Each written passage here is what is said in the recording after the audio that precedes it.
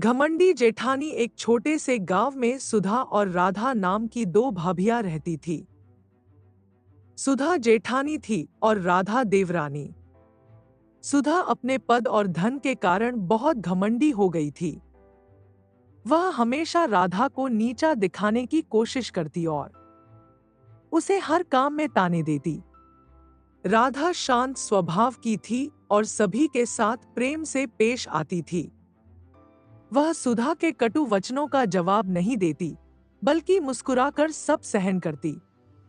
गांव वाले भी सुधा के व्यवहार से परेशान थे, लेकिन राधा की सहनशीलता की तारीफ करते थे। एक दिन गांव में एक बड़ा आयोजन हुआ। गांव के प्रधान ने दोनों भाभियों को खाना बनाने और प्रबंध करने की जिम्मेदारी दी। सुधा ने सोचा, मैं तो अमीर हूं, सब मेरे काम की तारीफ करेंगे। राधा तो मुझसे मुकाबला ही नहीं कर सकती। सुधा ने महंगे पकवान बनाए, लेकिन उसमें स्वाद और प्यार की कमी थी। दूसरी ओर राधा ने साधारण खाना बनाया, लेकिन उसमें सच्चे मन और प्रेम का स्पर्श था। जब मेहमान खाना खाने बैठे, तो सभी ने राधा के बनाए भोजन की तारीफ की।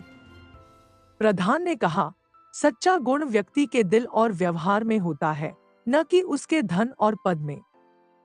राधा ने अपने प्रेम और लगन से यह साबित कर दिया है। सुधा को अपनी गलती का एहसास हुआ। उसने राधा से माफी मांगी और वादा किया कि अब वह उसे बराबरी का दर्जा देगी। इस घटना के बाद दोनों भाभियों में प्रेम बढ़ गया और गांव में उनकी मिसाल दी जाने लगी। सुधा और राधा के बीच सुलह के बाद उनके घर का माहौल बदल गया। अब दोनों एक दूसरे का सहयोग करने लगी। गांव में भी लोग इस बदलाव को देखकर खुश थे। लेकिन सुधा के दिल में एक बात घर कर गई, क्या वह अपने पुराने व्यवहार की वजह से लोगों का खोया हुआ विश्वास वापस पा सकेगी? एक दिन गांव में बड़ा मेला लगा। प्रधान ने सुधा को मेले के प्रबंधन की जिम्मेदारी दी, ताकि वह खुद को साबित कर सके। सुधा ने इस बार पूरी ईमानदारी और लगन से काम किया। उसने राधा को भी साथ लिया और दोनों ने मिलकर मेले का आयोजन शानदार तरीके से किया। मेले में सुधा ने गरीबों के लिए विशेष भोजन की व्यवस्था की और बच्चों के लिए खेलों का आयोजन किया। इस बार उसने अपने काम में धन का दिखावा नहीं किया, बल्कि हर चीज में सादगी और सेवा भाव रखा। गांव वाले सुधा के इस बदलाव से प्रभावित हुए। मेले के अंत में प्रधान ने कहा, सुधा ने आज दिखा दिया कि जब इंसान अपने दिल में विनम्रता और सेवा का भाव रखता है, तो वह लोगों का दिल जीत सकता है। राधा ने भी सुधा का साथ देकर एक सच्चे रिश्ते की मिसाल पेश की है। अब गांव में सुधा और राधा की जोड़ी को आदर्श माना जाने लगा। वे दोनों हर काम में एक दूसरे का साथ देती और गांव के विकास में योगदान करती। सुधा ने अपने व्यवहार से यह साबित कर दिया कि घमंड का त्याग करके विनम्रता और प्यार से हर किसी का दिल जीता जा सकता है। एक दिन गांव में एक नया व्यापारी आया, जो खास तौर पर मसाले बेचता था। वह बहुत ही घमंडी और आत्म प्रशंसा करने वाला व्यक्ति था। उसका नाम शंकर था। शंकर ने गांव के मुख्य चौक पर अपनी दुकान लगाई और वहां के लोगों को अपने मसालों का प्रचार करने लगा। वह हमेशा यह कहता था कि उसके मसाले दुनिया भर में सबसे अच्छे हैं और कोई भी मसाला उसकी गुणवत्ता के मुकाबले नहीं टिक सकता। सुधा और राधा ने जब शंकर की दुकान देखी, तो उन्हें लगा कि यह आदमी भी उन्हीं की तरह घमंडी है। लेकिन वे इस बार किसी पर टिप्पणी करने से बचीं और शंकर से एक छोटा सा पैकेट मसाला खरीद लिया, ताकि वह खुद यह जान सके कि उसकी गुणवत्ता कैसी है। शंकर ने दोनों भाभियों को मसाले के बारे में अधिक बताने की कोशिश की, लेकिन सुधा और राधा ने उसकी बातों को नजरअंदाज किया। घर जाकर जब उन्होंने शंकर के मसाले का स्वाद चखा, तो पाया कि मसाला सामान्य था, ना तो खास था और न ही कोई नई बात थी। कुछ समय बाद गांव में एक बड़ा आयोजन हुआ, जिसमें खाना पकाने की प्रतियोगिता रखी गई। राधा और सुधा ने मिलकर अपने मसाले और मसालों से बने पकवानों की तैयारी की। इस बार राधा ने शंकर के मसालों का उपयोग नहीं किया, बल्कि उसने पुराने पारंपरिक मसाले इस्तेमाल किए, जो उसने अपनी दादी से सीखे थे। सभी गांव वाले और प्रतियोगिता के जज जब राधा और सुधा के बनाए भोजन का स्वाद लेने आए, तो उन्हें बहुत अच्छा लगा। शंकर के मसाले का स्वाद फीका पड़ा और लोग उसकी दुकान पर जाने से बचने लगे। शंकर को इस बात का एहसास हुआ कि घमंड से कोई भी सफलता नहीं मिलती, बल्कि दिल से काम करना और सच्चे स्वाद का अनुभव कराना ज्यादा मायने रखता है। शंकर ने राधा और सुधा से माफी मांगी और कहा, मैंने जो किया वह गलती थी। मैंने घमंड और आत्म प्रशंसा के कारण सच्चाई को नजरअंदाज किया। मुझे समझ में आया कि किसी भी काम को करते समय अगर सच्चाई और ईमानदारी का साथ हो, तो वह सबके दिलों में जगह बना लेता है। राधा और सुधा ने शंकर को सलाह दी, सच्ची सफलता दूसरों के दिलों में जगह बनाने से मिलती है, ना कि केवल अपनी तारीफ करने से। इसके बाद शंकर ने पूरी तरह से अपने दृष्टिकोण में बदलाव किया। उसने अपने व्यवहार को सुधारा और गांव में लोगों से मिलकर उनकी राय लेना शुरू किया। वह समझ गया कि किसी भी काम में सिर्फ अपने बारे में नहीं, बल्कि दूसरों की भलाई और जरूरतों का भी ध्यान रखना चाहिए। वह अब ना सिर्फ अपने मसालों की गुणवत्ता में सुधार लाने के लिए काम कर रहा था, बल्कि वह समाज में एक अच्छा इंसान बनने की कोशिश भी कर रहा था। कुछ समय बाद गांव में एक और बड़ा मेला हुआ। इस बार शंकर ने भी फैसला किया कि वह अपने मसालों का प्रचार नहीं करेगा, बल्कि वह गांव के बच्चों और गरीबों के लिए कुछ मुफ्त बांटेगा। उसने खुद को साबित करने के लिए अपने घमंड को छोड़ दिया और गांव के लोगों से मिलने में दिलचस्पी दिखाई।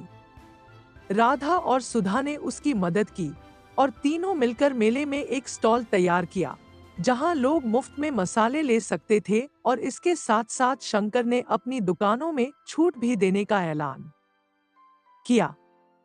यह देखकर सभी लोग हैरान थे कि शंकर अब इतना विनम्र और सच्चा बन चुका था। मेले में जब लोग शंकर की दुकान पर गए, तो उन्होंने देखा कि शंकर ने अपनी खुद की बनाई हुई मसालों की एक नई श्रृंखला शुरू की थी, जिसमें केवल प्राकृतिक और स्थानीय सामग्री का इस्तेमाल किया गया था। उसकी दुकान अब एक लोकप्रिय स्थल बन गई थी और गांव वाले उसके मसालों को खरीदने लगे, क्योंकि उन्होंने महसूस किया कि शंकर ने अपने काम में न सिर्फ गुणवत्ता बढ़ाई थी, बल्कि उन्होंने लोगों की भलाई को भी पहले रखा था। इससे शंकर ने यह सीखा कि किसी भी कारोबार या रिश्ते में सबसे ज्यादा महत्वपूर्ण चीज है आत्मप्रेरणा और विनम्रता। वह अब सिर्फ एक व्यापारी नहीं, बल्कि गांव के एक अच्छे और ईमानदार सदस्य बन चुका था। राधा और सुधा भी खुश थीं कि उन्होंने शंकर की मदद की और उसकी घमंड को समाप्त करने में योगदान दिया। वे जानती थी कि सच्ची दोस्ती और एकता से हम किसी भी मुश्किल को पार कर सकते हैं। अब शंकर, राधा और सुधा अच्छे मित्र बन चुके थे और वे सभी मिलकर गांव के अन्य लोगों को भी सकारात्मक बदलावों के बारे में बताते थे। गांव का माहौल और भी बेहतर हो गया था और सभी एक दूसरे का सम्मान करने लगे थे। समय के साथ शंकर, राधा और सुधा के बीच की मित्रता और भी गहरी हो गई। उनका काम और व्यवहार गांव में एक प्रेरणा का स्रोत बन चुका था। लोग शंकर की दुकान पर न केवल मसाले खरीदने आते थे, बल्कि उसकी सलाह भी लेने लगे थे। शंकर अब अपने ग्राहकों से सिर्फ व्यापार नहीं करता था, बल्कि उनसे दोस्ती करता और उन्हें अपने अनुभवों से सीखने की प्रेरणा देता। एक दिन गांव में एक बहुत बड़ा संकट आ गया। गांव के पास एक नदी में बाढ़ आ गई और बहुत सारे घरों में पानी घुस गया। लोगों का सामान और फसलें बह गईं और कई लोग बेघर हो गए। गांव में अफरा-तफरी मच गई। राधा और सुधा तुरंत राहत कार्य में लग गईं, जबकि शंकर ने भी अपने हिस्से का योगदान देना शुरू किया। उसने अपनी दुकान से आवश्यक वस्तुएं जैसे दवाइयां, खाद्य सामग्री और कपड़े गांव के लोगों में वितरित करने का फैसला किया। शंकर ने सोचा, अब मैं अपनी संपत्ति और संसाधनों का सही इस्तेमाल कर सकता हूं, ताकि लोगों की मदद कर सकूं। राधा और सुधा ने भी उसकी मदद की और तीनों मिलकर बाढ़ प्रभावित लोगों के लिए अस्थायी शरण स्थलों की व्यवस्था करने लगे। गांव के अन्य लोग भी इन तीनों के साथ जुड़ गए और मिलकर इस कठिन समय में सभी का सहारा बने। इस संकट के दौरान शंकर ने यह महसूस किया कि घमंड और आत्म प्रशंसा से ज्यादा महत्वपूर्ण है दूसरों की मदद करना और समाज के लिए कुछ अच्छा करना। राधा और सुधा की तरह उसने भी अपने दिल में सच्चाई और ईमानदारी का मार्ग अपनाया। कुछ हफ्तों बाद जब बाढ़ का पानी कम हुआ और स्थिति सामान्य होने लगी, तो गांव के प्रधान ने शंकर, राधा और सुधा की सराहना की। प्रधान ने कहा, आज हमें यह समझ में आ गया है कि सच्ची सेवा और मदद किसी भी परिस्थिति में सबसे महत्वपूर्ण होती है। शंकर ने जो घमंड छोड़ दिया और अपना समय, धन और श्रम दूसरों की भलाई के लिए खर्च किया, वह हमारे गांव के लिए एक प्रेरणा है। गांव के लोग भी शंकर, राधा और सुधा के इस कार्य को याद रखते हुए उन्हें आदर्श मानने लगे।